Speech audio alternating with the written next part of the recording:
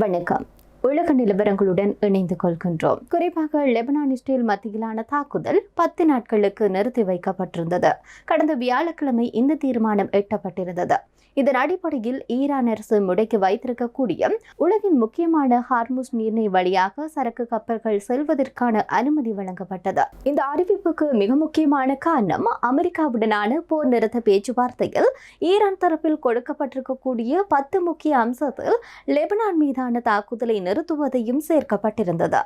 இந்த நிலையில் தற்போது நிறைவேற்றப்பட்ட காரணத்தினால ஈரான் அரசு ஹார்முஸ் நீர்நிலையை திறந்துவிட்டிருக்கிறது.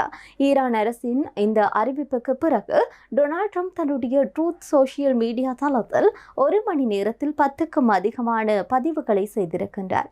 இந்த பதிவில் ஈரான் தொடர்பாகவும் போர் தொடர்பாகவும் 7 வாக்குறுதி கொடுக்கப்பட்டதாக ட்ரம்ப் குறிப்பிட்டார்.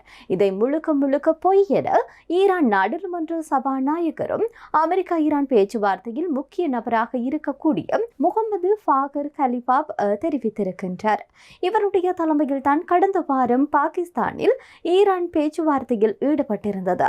இந்த நிலையில் ட்ரம்பினுடைய 7 பொய்கள் முகமது பாகர் கலிபாப் தன்னுடைய பதிவில் அமெரிக்க அதிபர் நேற்று இரவு 1 மணி நேரத்தில் போர் தொடர்பாக 7 வெவ்வேறு விடயங்களை வாக்குறுதிகளையும் பதிவு செய்திருக்கின்றார். 7 இந்த விடயங்களும் முழுக்க பொய்யானவை என்று அவர் தன்னுடைய பதிவில் வெளிப்படுத்தி இருக்கின்றார்.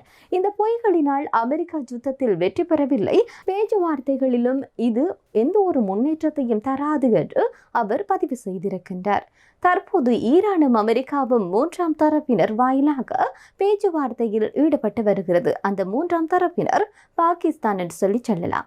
இந்த நிலையில் அமெரிக்காவும் அமெரிக்க அதிபரும் போர் மற்றும் அமைதி பேச்சுவார்த்தை தொடர்பான இந்த பொய்யான தகவல்களை பயன்படுத்துவதாக ஈரான் தொடர்ந்து குற்றச்சாட்டுகளை முன்வைத்து வருகிறது.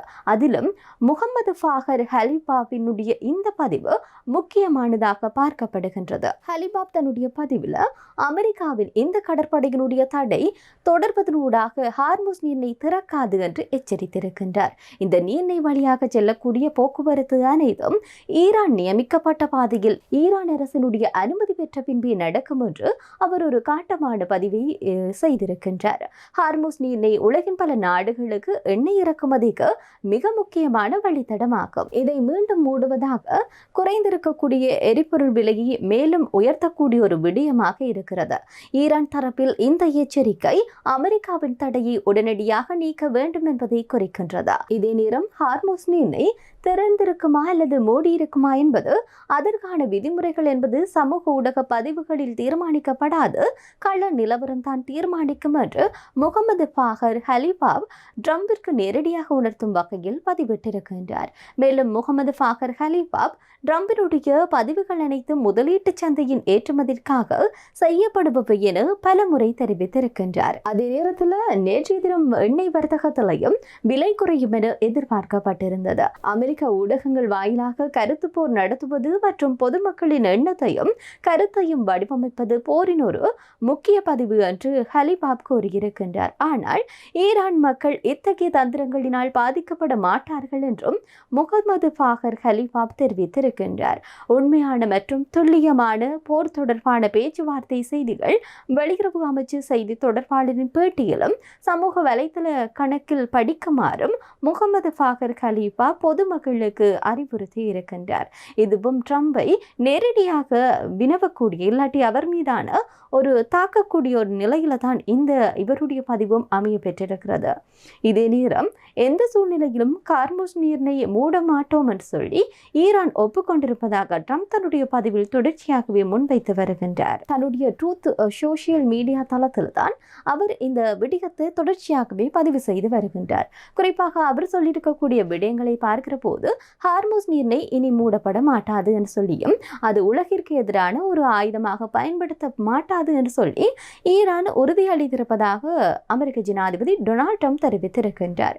உலகளாவிய எரிசக்தி விநியோகம் மற்றும் வர்த்தகத்திற்கான இந்த முக்கிய வழிபாதையை திறந்து வைப்பதற்கான இந்த ஒப்பந்தம் சர்வதேச முக்கியத்துவம் வாய்ந்தது என்றும் அவர் தன்னுடைய பதிவில் குறிப்பிட்டிருக்கின்றார்.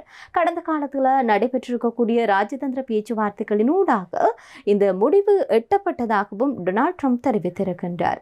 மேலும் பிராந்திய கடல்வழி போக்குவரத்தினுடைய பாதுகாப்பு மேலும் உறுதி செய்யப்படும் என்று சொல்லியும் அமெரிக்க நிர்வாகம் நம்பிக்கை வெளியிட்டுள்ளதாகவும் அவர் தொடர்ச்சியாகவே பதிவு செய்திருக்கின்றார். எனினும் இவருடைய இந்த பதிவுகளை ஈரானில் இருந்து மிக முக்கிய பதவிகளில் வகிக்கக்கூடியவர்கள் தொடர்ச்சியாகவே நிராகரித்து வருகின்றார்கள். எனினும் வெளிப்படையாகவே ஹார்முஸ் நீரிணை தொடர்பான விடயம் ஈரான் ஒப்புக்கொண்டதா இல்லாட்டி அது நடைமுறையில் இருக்கக்கூடிய சிக்கல்கள் தொடர்பாக, ஏனென்றால் அவர்கள் சொல்லியிருக்கின்றார்கள் ஹார்முஸ் நீரிணை திறந்து வைக்கப்பட்டால் கூட அது ஈரானுடைய முழுக்க கண்காணிப்பினூடாகத்தான் நடைபெறும் என்று சொல்லி அங்கே இருக்கக்கூடிய மிக முக்கியமான பதவிகளில் வகிக்கக்கூடியவர்கள் சொல்லியிருக்கின்றார்கள்.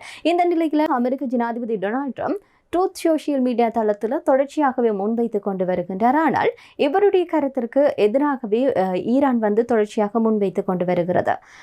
மற்றும் ஒரு பதிவில் சந்திப்போம். நன்றி.